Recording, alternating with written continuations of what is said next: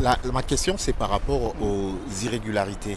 On en a dénombré un certain nombre. Mm. Est-ce que vous avez aujourd'hui une idée de leur ampleur, de leur localisation et surtout, quelle suite vous allez accorder à toutes ces irrégularités dénoncées ça et là? Vous savez, ces irrégularités, il faut commencer d'abord par sympathiser avec la CENI. Parce qu'il y a des gens qui ne comprennent pas que ces choses-là ont été faites contre la CENI.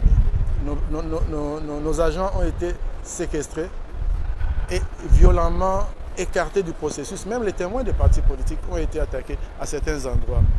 Mais tout compte fait, ce n'est pas une situation généralisée. C'est quelque chose qui choque, mais ce n'est pas que ça s'est passé comme ça partout. C'est à certains endroits. Et nous, au niveau de la CENI, nous avons mis en place une commission pour identifier et recevoir même identifier ces cas et recevoir même les plaintes des uns et des autres pour statuer. Et nous allons statuer et prendre des décisions. Parfois, ça sera dur, mais on le fera. Donc, c'est un peu ça. C'est une situation que nous déplorons.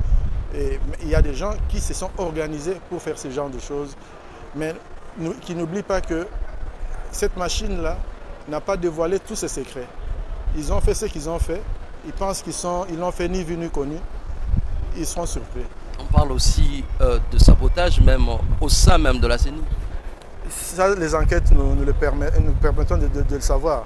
Mais une fois qu'on le sait, nos agents seront sanctionnés.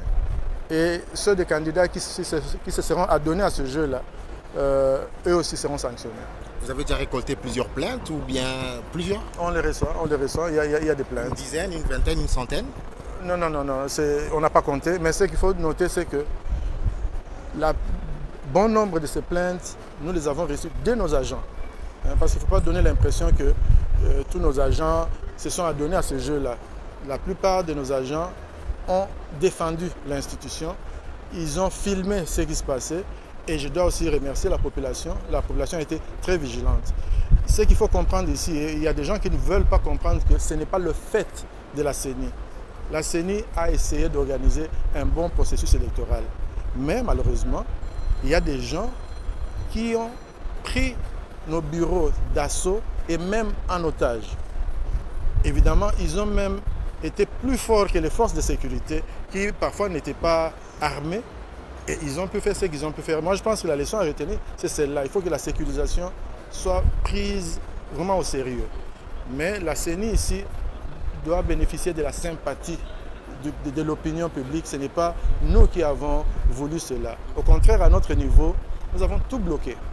Nous avons tout bloqué et je peux déjà en profiter pour vous dire que les résultats que vous voyez derrière moi là, on n'y a pas touché. On n'a pas touché. Donc c'est 100% que vous voyez là, ce n'est pas touché.